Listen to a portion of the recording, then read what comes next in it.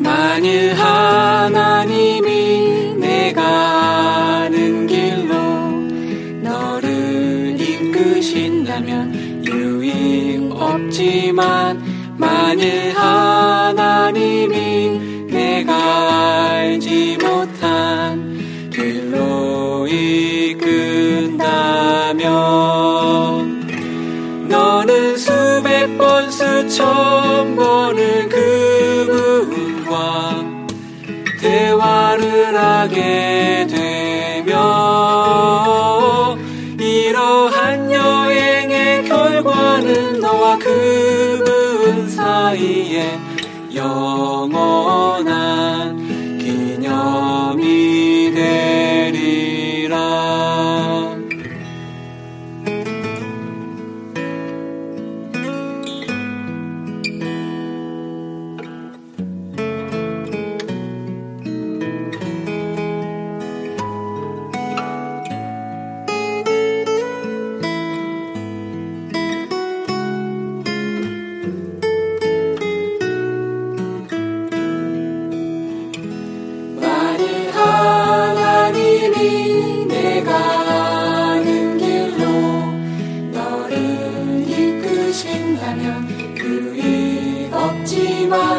만일 하나님이 내가 알지 못한 길로 이끈다면, 너는 수백 번 수천 번을 그분과 대화를 하게 되며, 이러한 여행의 결과는 너와 그분 사이에 영원한 기념이 되리라. 너는 수백 번 수천 번을 그분과 대화를 하게 되며, 이러한 여행의 결과는 너와 그분 사이에 영원한 기념이 되리라.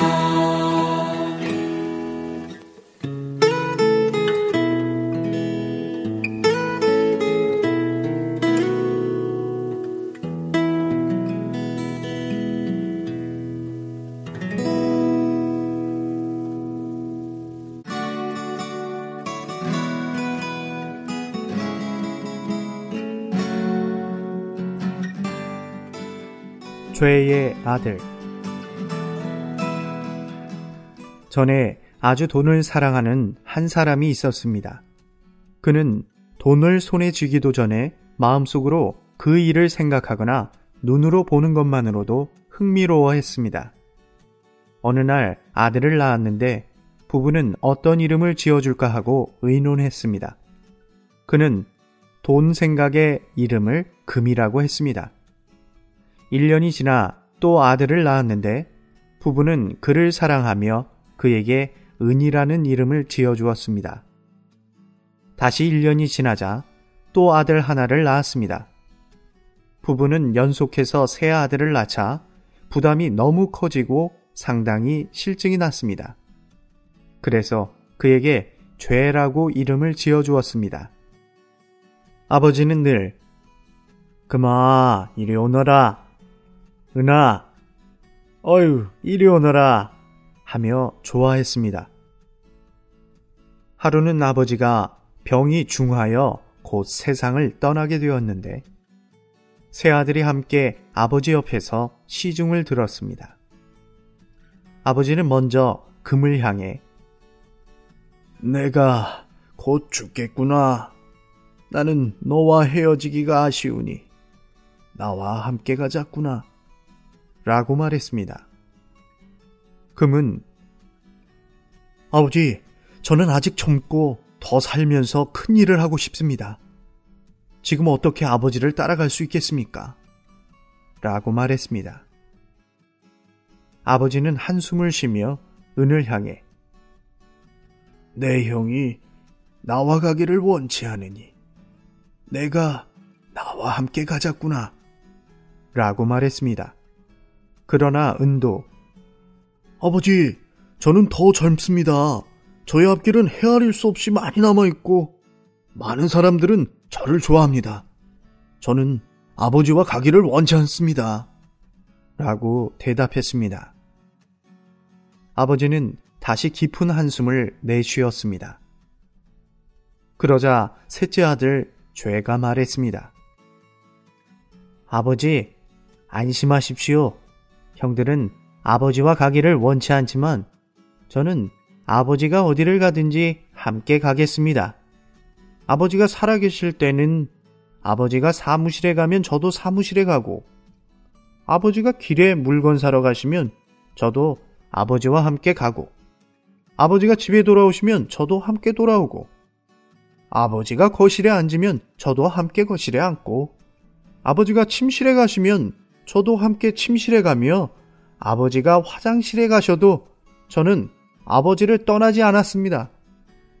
아버지가 죽으신다면 저도 반드시 함께 갈 것이고, 아버지가 하나님의 심판대에 가시면 저도 가고, 아버지가 만약 지옥에 가시면 저도 따라서 가겠습니다.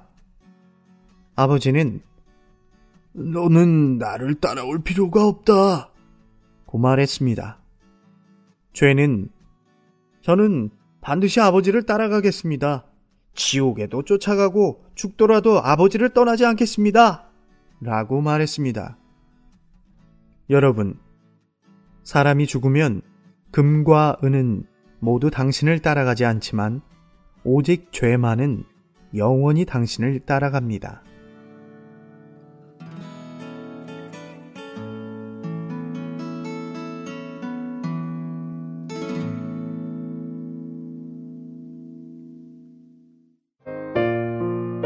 한국복음서원은 미국 복음주의 출판협의회 정회원인 LSM의 영적 서적을 번역하여 출판하는 출판사입니다.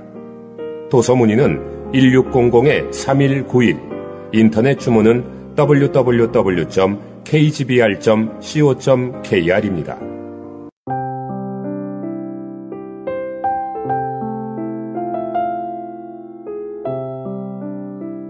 양심을 매수함. 양심은 사람의 내면에서 들리는 하나님의 공의의 음성입니다. 양심은 영의 일부분이며 그 기능은 하나님께 속하지 않은 것과 의롭지 못한 것들에 대하여 책망하는 것입니다. 양심은 검찰과 같아서 사람이 법을 어기는 일을 못하도록 합니다. 믿는 이들은 이 양심을 얼마나 두려워하는지요. 마음이 올바른 사람은 양심의 교정과 인도에 순종하지만 마음이 올바르지 않은 사람은 불의하게 양심을 매수하여 양심이 비난하는 말을 못하도록 할 것입니다. 그렇지만 양심이 매수될 수 있습니까? 양심은 매수될 수 없습니다. 어떤 믿는 이들은 양심을 매수하려고 시도한 후에 더 이상 양심의 소리를 들을 필요가 없다고 생각합니다. 그러나 사실 이때 양심의 소리는 다른 소리들 때문에 혼돈되어 들리지 않게 된 것입니다. 많은 때 양심은 직감을 통하여 우리에게 하나님의 뜻이 무엇이고 어디에 있으며 우리에게 무엇을 요구하는지를 말해줍니다. 그러나 우리는 얼마나 그것에 순복하려고 하지 않습니까? 육체가 가장 두려워하는 것은 원래 하나님의 뜻입니다. 육체는 하나님의 뜻 이외에 아무것도 두려워하지 않는다고 말할 수 있습니다. 육체의 생각은 하나님의 결정을 싫어하기 때문에 자연히 하나님의 결정에 순종하려고 하지 않습니다. 그러나 양심은 그 사람에게 순종하라고 재촉합니다. 그 재촉이 효과가 없으면 그 다음에 양심은 그 사람을 책망하기 시작합니다. 이것은 얼마나 괴로운지요. 만일 양심이 작용하기 시작하면 마음은 불안해지고 또 괴로울 것입니다. 이것은 참으로 감당하기 어렵습니다. 사람은 양심의 정죄를 피하려고 하면서도 동시에 하나님의 뜻에 순종하려고 하지 않기 때문에 양심을 매수할 수밖에 없습니다. 믿는 이들의 잘못이 여기에 있습니다. 그들은 양심의 참소에서 해방시켜주는 해결책을 찾지 않고 다른 음성으로 양심의 소리를 혼돈하게 하고 희석시켜 그 찌르는 능력을 감소시키려고 합니다. 그러나 양심의 정죄에서 벗어나는 가장 좋은 방법은 양심이 책망하는 원인을 제거하고 모든 일에서 하나님의 뜻에 순종하는 것입니다. 그 외에 다른 것은 모두 믿는 이가 주님을 더 심하게 거역하도록 할 뿐입니다. 얼마나 많은 변명이 있는지요. 믿는 이들이 하나님의 뜻에 순종하지 않으면 양심은 그들을 정죄합니다. 그러면 그들은 무엇을 할 수 있습니까? 그들이 할 수 있는 유일한 일은 그들이 불순종한 이유를 설명하고 변명하며 논쟁하는 것입니다. 이것이 바로 양심을 매수하는 행동입니다. 믿는 이들이 이렇게 하는 이유는 그가 다른 사람이나 혹은 자기에게 자신의 행동의 이유를 설명할 수 있다면 하나님의 뜻에 그들이 불순종한 것이 오히려 하나님의 뜻이 될 수도 있다고 생각하기 때문입니다. 그들은 이것이 영원히 불가능하다는 것을 거의 깨닫지 못합니다. 그럼에도 불구하고 그들은 양심의 정죄가 견디기 어렵다는 것을 알기 때문에 모든 방법을 동원해서 그 정죄를 멈추려고 합니다. 만일 하나님의 뜻에 순종할 수 없다면 그들은 하나님을 거스른 이유를 들어 스스로를 위로하고 양심의 칼날을 무디게 하여 자신이 받을 상처를 최소화하려고 합니다. 한 면에서 양심은 책망하지만 또 다른 면에서 육체는 순종하지 않습니다. 따라서 양심을 억누르는 유일한 방법은 많은 이유와 설명을 들어 양심에서 그들이 취한 길은 올바른 길이므로 양심이 계속 정죄할 이유가 없다고 말하는 것입니다. 양심을 매수하는 방법에는 여러 가지가 있습니다. 그중 하나가 열심히 수고하는 것입니다. 어떤 믿는 이가 하나님께 순종하지 않았다면 그는 더 좋은 많은 일들로 하나님의 뜻을 대체하려고 노력합니다. 마치 더 많은 수고가 하나님의 뜻을 대체할 수 있는 것 같습니다. 많은 믿는 이들이 분주한 활동으로 양심의 정죄를 억누르려고 합니다. 그들은 생각하기를 두려워하고 양심의 소리를 조용히 듣기를 두려워합니다. 만약 그들이 양심의 소리를 듣는다면 불편하게 느낄 것입니다. 그러므로 그들은 하나님께서 계시하신 뜻에서 벗어나서 몸과 생각이 고통스럽기까지 정신없이 바쁘게 일하면서 양심이 교정하는 소리를 무시하려고 합니다. 설사 양심이 그들을 괴롭히는 말을 한다 할지라도 그들은 그들의 일의 근거에서 대답할 수 있고 양심을 매수하여 잠잠하게 할 수 있습니다. 이러한 일들도 똑같이 중요하지 않습니까? 또한 이 일들도 좋은 것이 아닙니까? 이 일은 중요하지 않다는 말입니까? 이 일에 많은 열매가 있지 않습니까? 이러한 소리가 한 번, 두 번 계속되면서 양심의 소리는 작아지고 결국 그 소리는 더 이상 들리지 않게 됩니다. 이 시점에서부터 믿는 이들은 방어벽을 세워 자유롭게 하나님께 불순종하게 됩니다. 양심을 매수하는 것은 매우 심각한 일입니다. 그럼에도 불구하고 믿는 이는 그의 일상생활에서 일어나는 많은 작은 일들에서 자신의 양심을 매수합니다. 가장 일반적인 예는 매일 아침 성경을 읽는 것입니다. 아침에 성경을 읽지 않고 출근하는 것은 양심이 책망하는 일입니다. 그러나 많은 믿는 이들이 이 방면에서 실패합니다. 읽지 않자니 마음이 괴롭고 읽자니 원함이 없고 또 흥미도 없습니다. 그러므로 억지로 성경을 펴서 한두 구절을 보고는 그것으로 성경을 읽었다고 생각합니다. 그들은 이렇게 함으로써 양심의 소리를 멈추게 합니다. 한두 구절의 성경을 읽음으로 양심을 매수하여 양심이 송사하지 못하도록 하는 것입니다. 많은 기도도 또한 이와 같지 않습니까? 중보기도의 일은 더욱 그러합니다. 다른 이들을 위해 기도하지 않으면 양심에 송사가 있기 때문에 부득이 학교에서 출석을 부르듯이 한 무리의 사람들의 이름을 하나씩 불러가기도 합니다. 이러한 성경 읽기와 중보기도는 결코 그 목적이 성경을 읽으려는 것이나 기도하려는 것이 아니라 단지 양심의 참소를 잠재우려는 것일 뿐입니다. 양심이 말하지 않으면 이러한 성경 읽기와 기도는 얼마 안 가서 멈추고 맙니다. 그러나 양심은 근면하기 때문에 믿는 이는 성경 읽기와 기도를 포기해서는 안 된다는 것을 인식하게 되고 대신에 열의가 없는 행위로 양심을 매수해야만 합니다. 대다수의 일꾼들이 복음을 전하는 것에서도 상황은 마찬가지입니다. 어떤 일꾼들은 기분이 처지고 몸이 불편하다고 느낄 때는 복음을 전하는 일에서 아주 게으릅니다. 그러나 많은 경우에 그들 앞에는 죄인들이 있고 죄인들은 즉시 구원받아야 합니다. 만일 이 일꾼들이 오랫동안 침묵을 지킨다면 양심의 소리는 평상시와 같이 그들을 정죄할 것입니다. 이러한 상황에서 그들은 자신의 양심을 매수하기 위해 부득이하게 다른 이들에게 구원에 관해 몇 마디 말을 합니다. 그들은 그렇게 말함으로써 자신의 의무를 다했으며 더 이상 정죄받을 필요가 없다고 생각합니다. 양심이 여전히 그들을 정죄하는지 아닌지는 2차적인 문제입니다.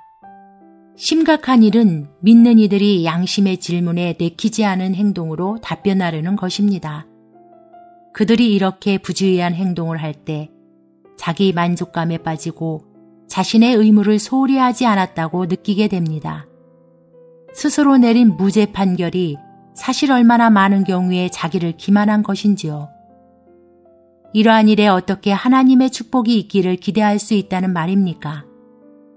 자기도 감동시키지 못한 가르침이 어떻게 죄인을 감동시킬 수 있습니까? 눈물을 흘리며 씨를 뿌린 적이 없는 사람은 분명히 기쁨으로 단을 거두지 못합니다. 나는 한 가지 더 말하고 싶은 것이 있습니다. 제물을 드리는 일에서 믿는 이들이 양심을 매수하는 일이 더욱 많습니다. 왜냐하면 그들은 주님께 드리기 싫지만 드리지 않으면 양심이 그들을 정죄하기 때문입니다. 이러한 궁지를 해결하는 최상의 길은 양심을 매수하기 위해 약간의 제물을 드리는 것입니다. 그렇게 하면 양심이 어느 정도 제물을 드렸다는 것을 알게 되기 때문입니다. 마땅히 해야 할 것을 했으므로 더 이상 양심이 자신을 괴롭힐 이유가 없어집니다. 많은 때 가난한 사람을 사랑해서가 아니라 양심을 매수하여 잠잠하도록 2-3천 원을 가난한 사람에게 줍니다.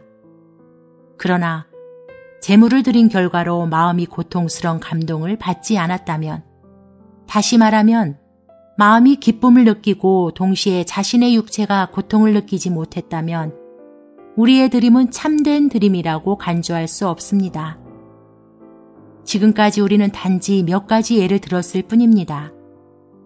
믿는 이들이 일상생활 중 얼마나 많은 일에서 양심을 매수하는지 모릅니다.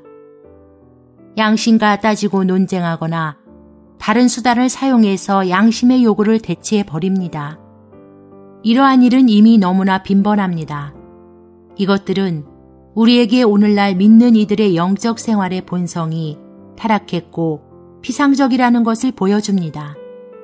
형제들이여, 우리는 우리의 성경 지식이 너무나 얕기 때문에 많은 일에서 하나님의 뜻이 무엇인지 모른다고 생각하지 말아야 합니다. 나는 이것이 사실이라고 인정합니다. 그렇지만 우리의 성경 지식이 얕다면 이것이 우리가 내적 음성에 더욱 순종해야 할 이유가 아니겠습니까? 분명 우리는 많은 일들에서 하나님의 뜻에 대해 분명하지 않습니다. 그러나 왜 우리는 이미 알고 있는 것에 근거해서 행동하지 않습니까? 양심을 매수하는 것은 우리가 마땅히 무엇을 해야 하며 무엇이 하나님의 뜻인지를 알고 있다는 증거입니다. 그러나 우리는 기꺼이 그것을 하려고 하지 않습니다. 이것이 우리가 양심을 매수하는 이유입니다. 형제들이여, 중요한 것은 우리가 신실하게 하나님의 뜻을 준행하는 것입니다. 이렇게 하기 전에 우리는 먼저 하나님의 뜻을 행하고자 하는 진실한 자원함을 가져야 합니다. 다른 모든 것은 다 절대적으로 소용이 없습니다. 우리가 구하는 것은 성공이 아니요, 세상 사람들의 칭찬도 아니며 양심의 평안도 아닙니다. 우리의 목적이 다만 양심의 평안을 얻기 위해 하나님의 뜻을 철저히 준행하는 것이라면 우리는 여전히 양심을 매수하는 것입니다. 우리는 반드시 하나님의 뜻의 위대함과 장중함을 보아야 합니다. 우리는 하나님의 뜻을 위해 하나님의 뜻에 순종해야 합니다. 양심의 소리는 다만 우리가 어디에서 하나님의 궤도를 이탈했는지를 보여줄 뿐입니다. 만일 우리가 하나님의 뜻을 위하지 않고 세상을 살아간다면 우리는 얼마나 이기적입니까? 우리는 하나님께 충성되지 못한 것보다 양심의 책망을 더 무서워하는지요. 우리는 마땅히 하나님의 뜻을 거슬러 행하는 것을 두려워해야 합니다. 그러나 가련하게도 우리는 자신의 기쁨을 위하여 세상을 살아갑니다. 설사 하나님의 뜻을 준행한다 하더라도 그 목적은 자신이 편안함을 느끼기 위한 것입니다. 하나님의 뜻에 순종하지 않으면 양심의 정죄를 받고 평강과 기쁨을 잃어버리고 마음이 고통을 받기 때문에 우리가 억지로 양심의 지시에 따르며 이것으로 우리의 기쁨을 회복하기를 바란다면 이것은 얼마나 이기적입니까? 이것은 단지 양심을 매수하는 것에 불과합니다. 참으로 우리는 하나님의 뜻의 가치를 새롭게 평가해야 합니다. 우리는 자아를 더 철저히 거절해야 하고 자기 기만을 더 철저히 처리하고 미워해야 합니다. 만일 우리가 양심을 매수하는 행위를 포기하고 날마다 하나님의 뜻 안에서 산다면 우리는 자신이 새로운 영역 안에서 살고 있음을 보게 될 것입니다.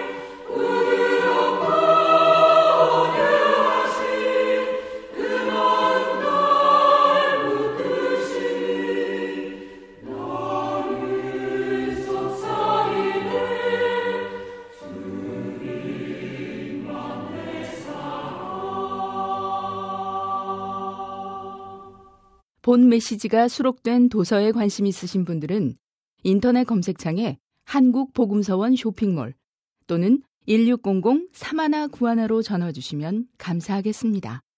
리디북스에서 전자책으로도 구입이 가능합니다.